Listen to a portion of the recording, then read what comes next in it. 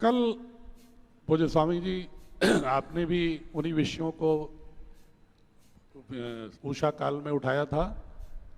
और हमारे यशस्वी प्रधानमंत्री जी ने भी पंच प्राण शक्ति और 5 प्रण की बात की थी, जिसमें से उन्होंने पहले प्रण की बात की विकास, समृद्ध, विकसित राष्ट्र। दूसरे उन्होंने प्राण शक्ति की बात की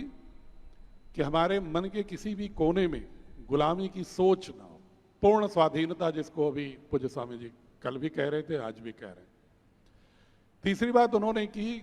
कि हमें एकता और एकजुटता, हमारी सांस्कृतिक विविधता पर गर्व होना चाहिए। चौथी बात उन्होंने की कि हमें अपनी विरासतों के साथ आगे बढ़ने की प्रवृत्ति विकसित करनी चाहिए। पांचवी बात उन्होंने पांचवी प्राण शक्ति की बात की कि हमें कर्तव्य बोध होना चाहिए। इन पांचों प्राण शक्तियों को क्रियान्वित करने के लिए मैं पुनः यही कहूंगा कि किसी भी राष्ट्र की जो शिक्षा पद्धति होती है वही उसको प्राण देती है, और यह प्राण देने की क्षमता भारतीय शिक्षा बोर्ड के पाठ्यपुस्तकों में, पाठ्यक्रमों में, पेडागॉजी में, मूल्यांकन पद्धति में हम लोग ला रहे हैं। बहुत सारे लोग, कल 1-2 फोन ऐसे आए मेरे पास पूज्य स्वामी जी, उन्होंने कहा कि यशस्वी प्रधानमंत्री जी ने भारतीय शिक्षा बोर्ड का गठन क्यों किया जब सीबीएसई थी। तो वो तो भारत सरकार का एक उपक्रम है, तो वो इस एजेंडे को लागू कर सकता था। तो मैंने उनको बहुत ही विनम्रतापूर्वक बताया कि हमारे प्रधानमंत्री जी रचनात्मक स्पर्धा में विश्वास करते हैं। वो अनुभव करते थे कि चूंकि पूज्य स्वामी जी 9 वर्षों से इन्हीं पंच प्राण शक्तियों और अन्य अनेक घटकों पर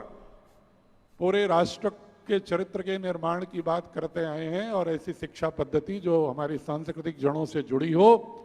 हमारी सांस्कृतिक विविधता को ताकत मानती हो, उसको कमजोरी न मानती हो, ऐसी चीजों को लाने के लिए, ऐसे शैक्षणिक विकल्प को लाने के लिए, ऐसी शैक्षणिक स्वाधीनता लाने के लिए प्रयासरत हैं। तो उनके मन में ये संकल्प जरूर आया होगा माननीय प्रधानमंत्री जी के कि क्यों ना हम एक स्वस्थ स्पर्धा के लिए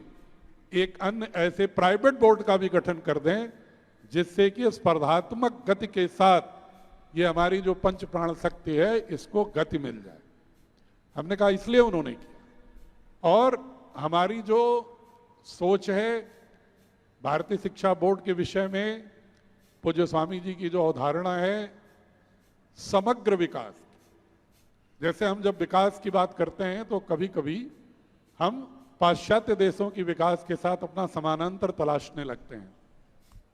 जब उनसे हम समानांतर तलाशेंगे तो ऐसे विज्ञान पर आधारित हुआ विकास हुआ है जो आर्थिक विषमता को जन्म दिया, जो श्रम के शोषण को जन्म दिया, पूंजी के संकेंद्रण को जन्म दिया, जिसने युद्ध को बढ़ावा दिया, जिसने औपनिवेशों को बढ़ाने को बढ़ावा दिया, शांति को बढ़ावा नहीं दिया, जिसने प्रतियोगिता और स्पर्धा को नहीं, प्रतिद्वंदिता को बढ़ावा दिया, जिस शिक्षा पद्धति ने, जिस दर्शन ने पाश्चात्य के बच्चों के मन में अवसाद लाया,